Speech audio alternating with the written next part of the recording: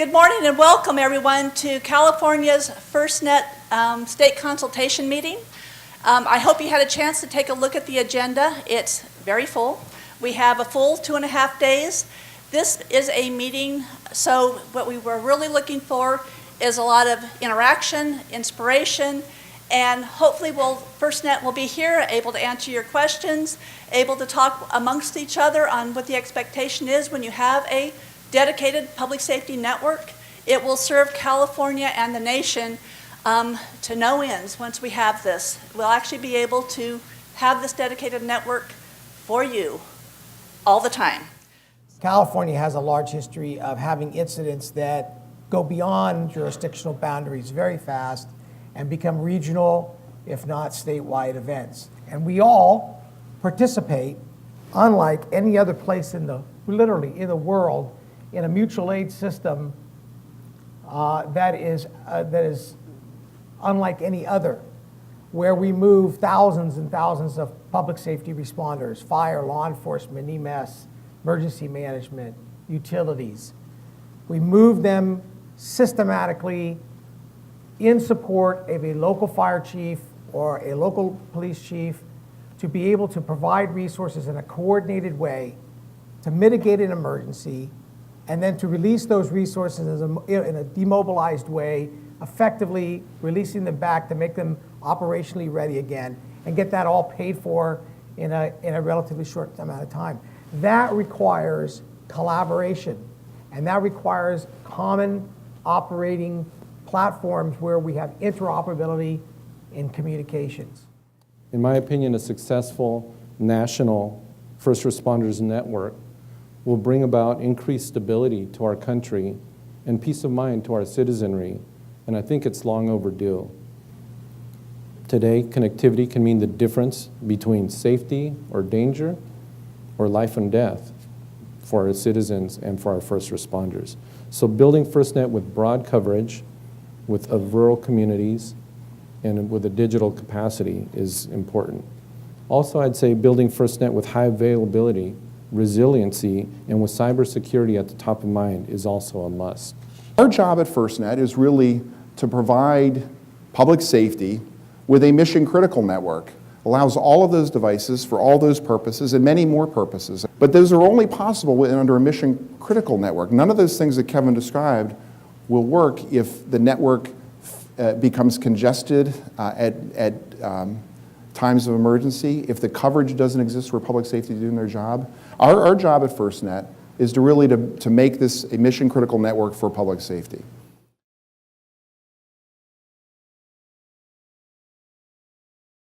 When we take a look at it, there's not a heavy population of cell towers. There's not a lot of redundancy. So when you get a catastrophic event, it makes a long-term significant impact on the area. And FirstNet would have absolutely been a relief or a mechanism which would have provided another channel of communications in a timely, efficient manner. I will tell you this, because we're still working on our own interoperability, one of the lessons we learned is that we have to have that communication with those other agencies. And so this is my word of advice to those agencies that are out there. Understand who your tribes are and what their particular needs. Every single one, even if there are two in the same county, have different needs. How do we ensure that FirstNet's deployed where the state of California needs it? We're doing it today. That's what we're here doing, is starting the process to start hearing where your coverage objectives need to be so that FirstNet can properly deploy the network in California. I think in a lot of instances we want to default to we need coverage everywhere. That's the easy answer, but the truth is we can all recognize that it costs too much to deploy coverage everywhere. So we've got to prioritize not only where coverage is, how we're going to leverage deployables to achieve coverage where it's not cost effective to do so. So that's the discussion we're going to start tomorrow.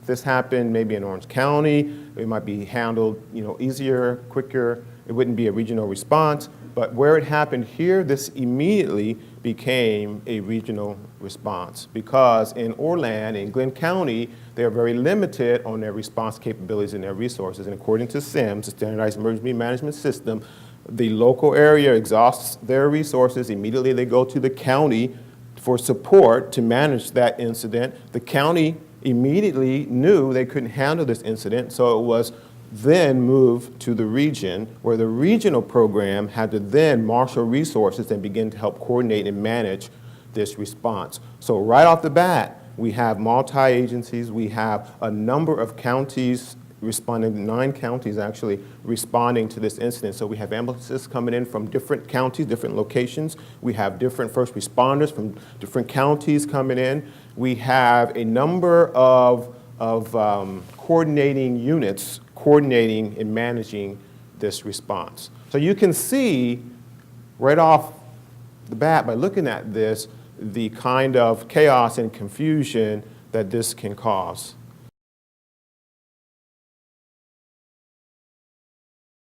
Sometimes it's as simple as, do we have the ability to send a picture? Mark had mentioned this morning a kidnapping victim. How useful is it to be able to push out to all the first responders a photo of a child that's missing so I know who I'm looking for? It's a whole lot easier to have a picture of someone's face than it is to say, hey, a little girl about 4 feet tall wearing a purple shirt. A picture is worth 1,000 words.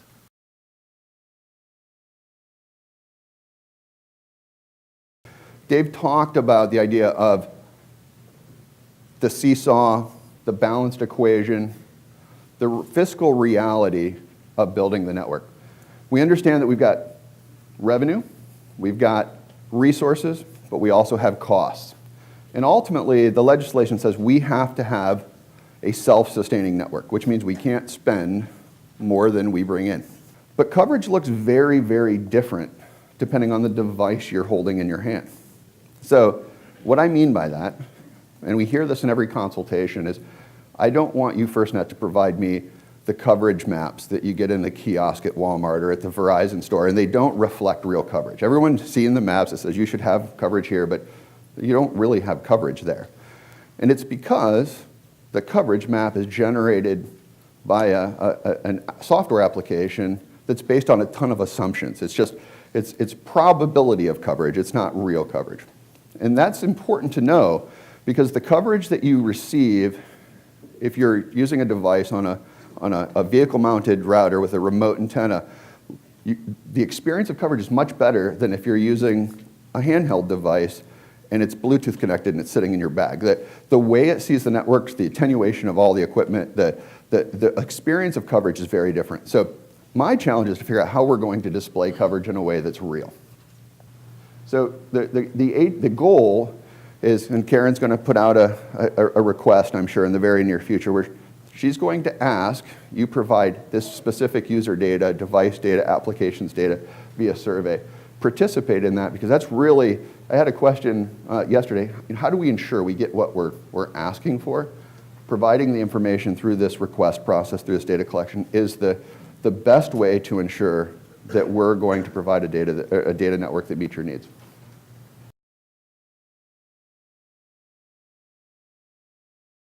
How to get right the description of what we're trying to achieve with Firstnet, those performance standards that are put out in an RFP, and making sure we've got a pretty broad definition of who are first responders.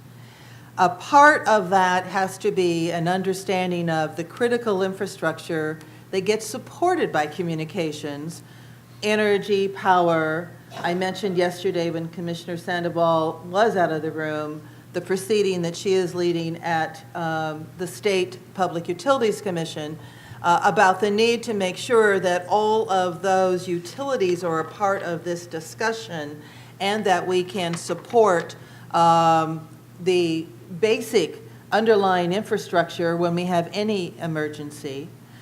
So as we found out through the Rag Canyon fire that just came up, my fire chief was the first one that was asked to go out to that fire. And he, not asked, he went. And he went out to the fire and got on the far side of it. He was the initial strike team trying to kind of assess it. And when he got there, he was on his cell phone, and he had no cell phone coverage. Not only did he have cell phone coverage, he went about a couple hundred yards away and there's a grocery store, and he went to use the phone there on the landline. Landline was down, it was burnt. Then he went to the other side and he got on another radio. And they tried to get the radio to connect over the hill. And guess what? No coverage. When you look at the wildfires of 2007, 92% of my reservation completely burned to the ground. Aunts, uncles, grandma, everybody's house burned down to the ground. We experienced a pretty devastating disaster, and then we were landslid because there was no vegetation holding the hillsides together. That was Federal Disaster Declaration number 2. And then a couple years later, we were flooded. And through all those experiences, there's been plenty of opportunity for new infrastructure to be replaced, upgraded, and installed. And when you look at my community and other communities farther to the east, that has been something that's been completely neglected. So we have examples all over the county where there's this new system that was rolled out.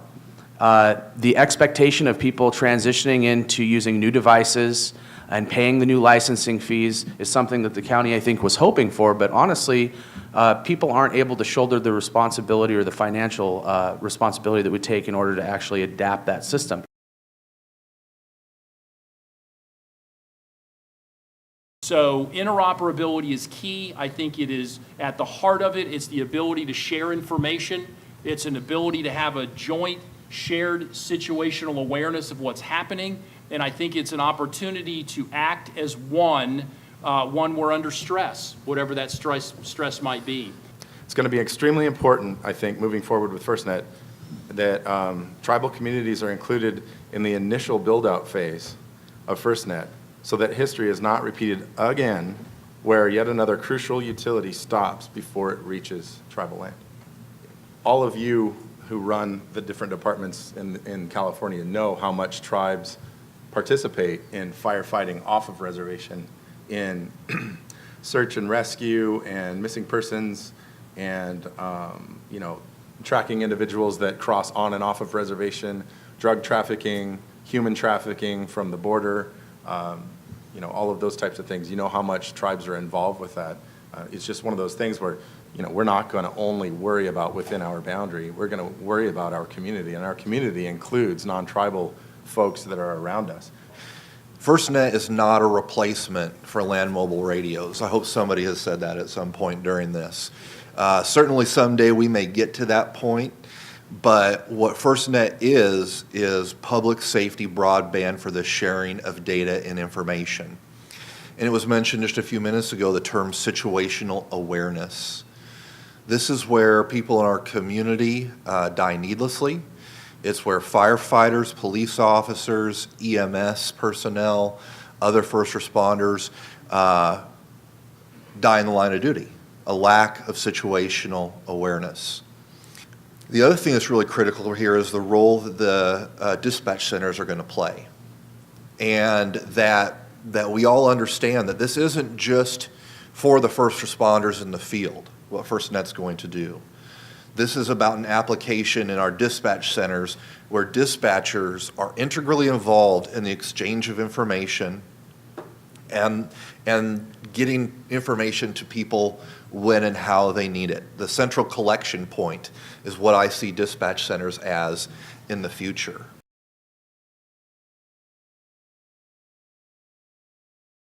What matrix or what measurements is going to be in place to ensure that we continue to receive the service that we've contracted for?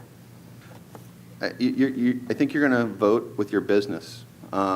If FirstNet doesn't deliver the service that you're expecting, you're going to change service providers. You're going to go back to your commercial service provider that was providing you the service before FirstNet became viable. Secondly, we're going to have an ongoing dialogue. FirstNet's going to have direct customer service. You're going to call us. You're going to say, we have an issue. Please resolve it for me. And then we're going to have the ongoing consultation with the state. That you'll have another avenue through the state to get to FirstNet and our leadership to ensure that you're getting the service that you're paying for. Does the definition of public safety include protection of property infrastructure, power lines, dams, levees, those sorts of things? I'm going to defer to my lawyer.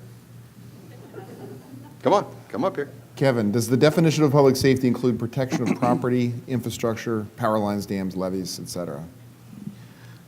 I think the short answer is yes.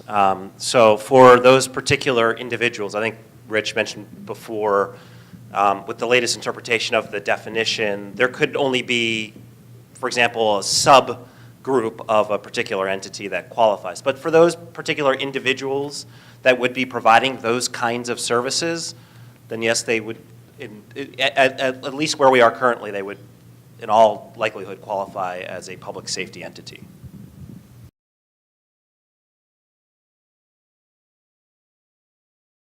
What you're going to hear today is an overarching concept that is not complete.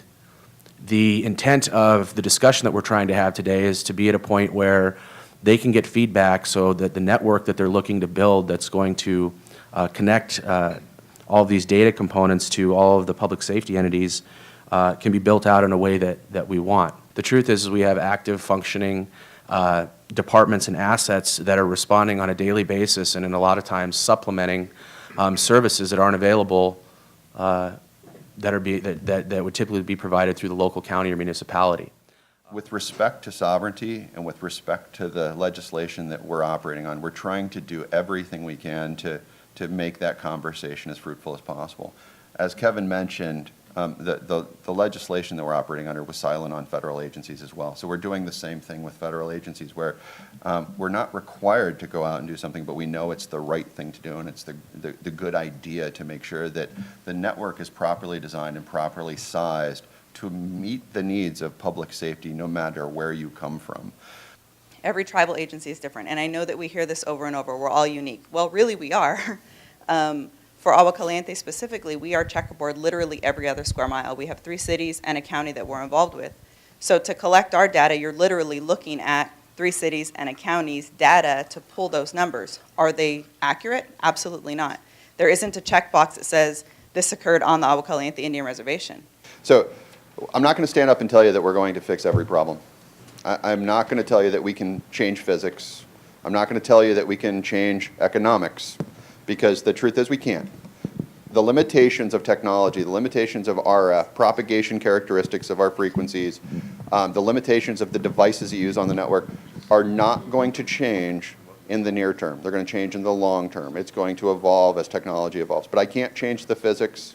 I can't change the topology of where you live, and I can't change the economics of deploying the network. I mean, that's the truth.